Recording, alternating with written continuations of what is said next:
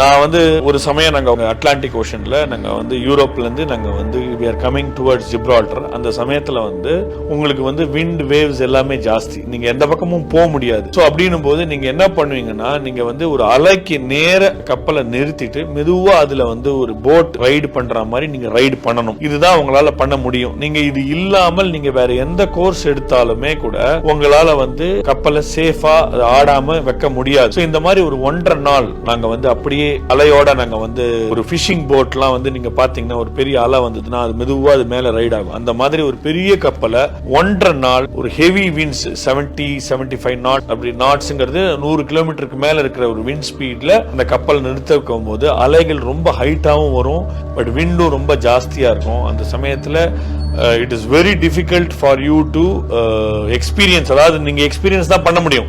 நான் இப்ப எவ்வளவு சொன்னாலும் உங்களுக்கு வந்து அது வந்து உங்களுக்கு நீங்க எனக்கு சொல்லும் போது அலையோட அப்படின்றீங்க, அலை வந்து ரொம்ப ஹைட்டா இருந்ததுன்னு வேற சொல்றீங்க.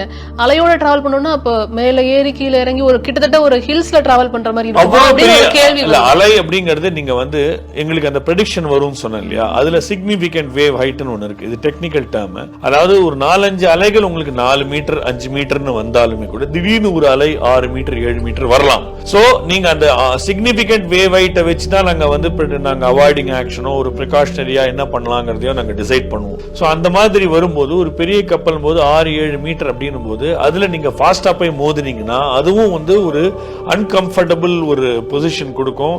பிளஸ் கப்பல் ஆடும்போது ஆஸ் யூஷுவல் உங்களுக்கு வாமிட்டிங் சென்சேஷன் வரும், தலை வலிக்கும். ஸோ இது மாதிரிலாம் இருக்கும்போது நீங்க வந்து அந்த பிரிகாஷனரி மெஷர்ஸ்ல என்ன எடுக்க போறீங்களோ அது வந்து based on the wave height. So அந்த வேவ் ஹைட்டுக்கு ஏத்தாப்புல ஸ்பீட் அட்ஜஸ்ட் பண்ணி அதுக்கு மேலே இப்படி ரைடு பண்றது, அதாவது ஒரு ஃபிஷிங் போட் மாதிரி மேலே ஏறி அப்படி இறங்குற மாதிரி இந்த வாட்டர் சர்ஃபர்ஸ்லாம் பண்ணுவாங்க இல்லையா, அந்த மாதிரி நம்ம கப்பலை பண்ணால் மட்டுமே நம்ம வந்து சேஃபா இருக்க முடியும். சோ இது வந்து நீங்க பாத்தீங்கன்னா ஒரு லோ பிரஷர்ல இருந்து அப்ப கொலாப்ஸ் ஆகாதா சார் உள்ள இருக்கு? நீங்க ஒரு கார்கோ ஷிப் எடுத்துட்டு போறீங்க, மத்த ஷிப் வந்து பிரச்சனை, ஒரு கார்கோ ஷிப் எடுத்துட்டு போறீங்கறப்ப உள்ள இருக்கிற இதெல்லாம் கொலாப்ஸ் ஆகாதாங்கற ஒரு கேள்வி. நல்ல கேள்வி. இதுக்கு தான் நாங்க வந்து ஒரு கார்கோ நம்ம கண்டெய்னர் அப்படின்னு லோட் பண்றோம்ல, அது வந்து ஒரு கப்பல்ல எடுக்கும்போது கப்பல் உள்ளுக்குள்ள இந்த மாதிரி ஒரு ஸ்பேஸ் இருக்கும், இது உள்ளுக்குள்ளேயும் நாங்க லோட் பண்ணுவோம். பிளஸ் மேல வந்து இந்த ஹோல்ட க்ளோஸ் பண்றதுக்கு ஒரு கவர் மாதிரி ஒன்று போட்டிருப்போம். அந்த கவர் பேர் வந்து ஹேட்ச் கவர் அப்படின்னு பேரு. அதுக்கு மேலேயும் கண்டெய்னரை லோட் பண்ணுவோம். அந்த கண்டெய்னரை மேல லோட் பண்ணும்போது அதுக்கு லாஷிங் அப்படின்னு சொல்லிட்டு ஒன்று இருக்கு, அந்த லாஷிங் பண்ணி வைப்போம். ஆனால் அந்த லாஷிங் பண்ணி வச்சிருந்தாலும் கூட அந்த லாஷிங் பண்ற அந்த மெட்டீரியல் இருக்கு இல்லையா, அதுக்கும் ஒரு ஸ்ட்ரெங்த்னு ஒண்ணு இருக்கு.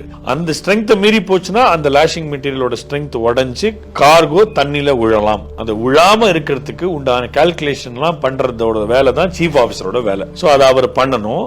கேப்டனோட வேலை என்னன்னா, இந்த கப்பல் ரொம்ப ஃபாஸ்டாகவும் போகக்கூடாது, ரொம்ப ஸ்லோவாகவும் போகக்கூடாது, ஒரு ஆப்டிமம் ஸ்பீடுன்னு ஒன்று போகணும். That is based on the cargo what you are carrying. அந்த கார்கோல வந்து மெட்டாசென்ட்ரிக் ஹைட்னு ஒன்று இருக்கு, GM அப்படின்னு நாங்கள் சொல்லுவோம். அந்த மெட்டாசென்ட்ரிக் ஹைட்டை பொறுத்து தான் உங்க கப்பல் ஃபாஸ்டா ஆடுமா ஸ்லோவா ஆடுமா அப்படிங்கிறது டிசைட் ஆகுது. ஸோ இந்த படிப்பெல்லாம் படிச்சுட்டு நீங்க என்னதான் வச்சிருந்தாலும் கூட ஒரு ஆக்சுவல் வெதர்ல இதெல்லாம் உங்க மைண்ட்ல ஏற்கனவே போகணும்.